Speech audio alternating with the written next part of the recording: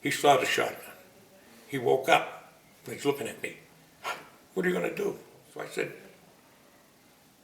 my wife, my kids, I said, I'm gonna kill you.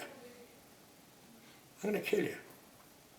I said, you know what? I said, I'm gonna be a hero to get a piece of shit like you off the street. With that, I call a cruiser. Cruiser gets him, bring him in town to the courthouse. I walk in first. He's already in there. The cruiser got him into the lieutenant's office. I'm outside. I mean, in the office, but waiting for him. And I'm telling my buddies what happened. They're bullshit. All my buddies are, well, you gotta be shitting me. Who told me? I don't know. And I'm waiting. He's in the office with my lieutenant. I said, I gotta go. I'm gonna get my hands on this guy. He walks out. A little while later, walks by me and goes out the door and leaves. I get up to my lieutenant. I says, Lieutenant, what's going on here? What am I gonna do? What do you mean, what are you gonna do? He's in front of my house, Lieutenant. He knows my wife, what my wife looks like. He's in front of my house, a third floor apartment.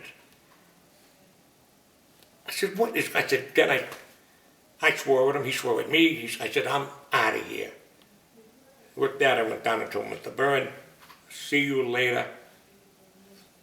Mr. Byrne said to me, why do you want to leave this DA's office, Frank? I said, Lieutenant, Mr. Byrne, I'm much too young to be up here. I don't know what's going on. He says to me, I know what you mean. I didn't think anything of it, but he knew. I mean, he didn't know that incident, but he knew that there was a planned device. And the immunity they gave them, sent 3 or 4 guys to life imprisonment, innocent men, because they were Italian. That was the story, that was my story. And I said, get me out of here. Then I go back into uniform. Now I meet the wives of the men that are in prison, having coffee in the morning, and they knew that I had been in the DA's office, and they used to look at me, Joe Salvati's wife, Marie, beautiful person. Frankie, you did the wrong thing. I said, Marie, I had nothing to do with what was going on up there. I said, I don't know.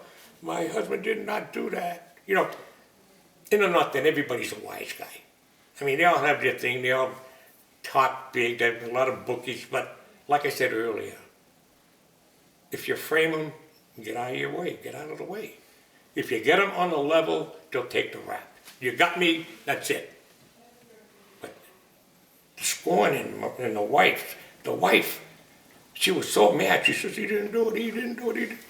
And later on, I met Joe and I talked with him, and he says, that's after my little book came out. He read the book. He says, you were right. I said, then that was the end of that. Thing about who was in the car. His name was Vinnie the Pig DeVincent. License plate number, mass registration, 34669, black and white Lincoln. He had just got released for a felony. I don't know what it was. I forget what it was. It might have been manslaughter, I'm not sure. And it's funny because after that incident, and I left the DA's office, I went back into the North End on a motorcycle. And as I'm riding around there making stops in the North End, I stopped one day in a gas station. I knew the guy that owned the gas station, or the mobile gas station in the North End. A car pulls up. People are getting out of the car. And the owner of the gas station is saying, Frankie, do you know this guy? Vinnie DeVincent gets out of the car. Hey, Vinnie, you know Frankie? Yeah, I know Frankie. I almost had a hernia attack. But then I heard that he got arrested for extortion, and he went away for a long time, and hopefully he's 6 feet under. But it was a horrible thing, and I didn't know this until John Conley. After I had retired, I had no idea. That's why I got so... I was pissed off, because why didn't my own brother superior officers look into that incident with the guy in front of my house? I thought, I would assume that they would do something just for the fact that This guy's in front of a Boston a police cop's house, talking about, because that's unheard of in my day. I mean, one way or another, you're gonna pay for that. So does it all make sense now? Now it does. Now I know. Now I was very naive.